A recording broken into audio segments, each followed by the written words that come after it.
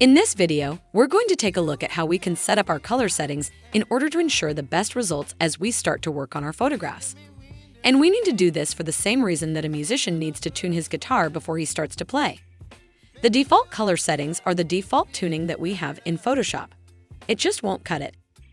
So in order to change our color settings, what we need to do is to navigate to the Edit pull-down menu.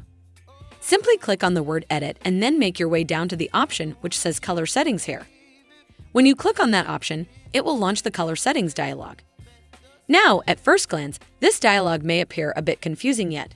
Don't worry, I'll show you how you can easily choose the best color settings for your workflow. Well, for starters though, what I want to do is highlight that there are a few things that we want to change here. Currently, you can see that we have our working color space. And the working color space is sRGB, and that isn't a good choice, especially for photography. And one of the reasons why this isn't a good choice is because the sRGB color space is kind of like the lowest common denominator. It's a small color space with not a lot of color options. What we need to do is to choose a color space which has a wider or larger color gamut, which has more color options. So in order to make a change says color space, we can click on this pull-down menu here, or we can choose another option, which will also dial in a few other color setting modifications, which will help us out. And the quickest and easiest way to set everything up here is to go to this pull-down menu. Currently, my settings are North American General Purpose 2. If you click on the pull-down menu, you see that you have a few other options. The option which will work best for us when our interest is photography is North American ProPress 2. When we make a selection of that option, you notice that it will customize a few settings in this dialog. Let me talk about what's happened here.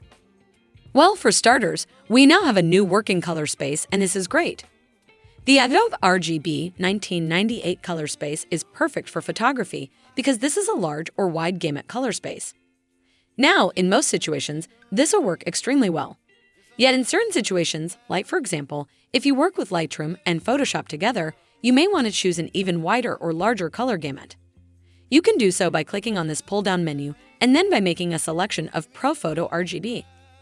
Now, in my own workflow, I work with Lightroom and Photoshop together.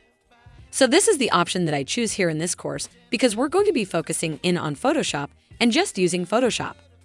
What I'll do is go ahead and choose Adobe RGB 1998. And again, in most situations that color space will work really well.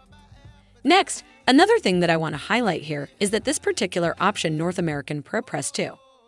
It also changed a few options down below. It turned on all of these checkboxes, and you definitely want to have those on because this will tell you if there's a profile mismatch or a misprofile. Therefore, if someone emails you a photograph, and if you open it up in Photoshop and the color profile or color space doesn't match the one that we're working in, this will give you an appropriate warning message. Make sure to leave these as is preserved embedded profiles. That's all we need to do to tune our guitar or to dial in our color settings so that they work best for us as we start to work on our photographs. After we've dialed in those settings and chosen the option of North American ProPress 2, all we need to do is click OK to apply those color settings.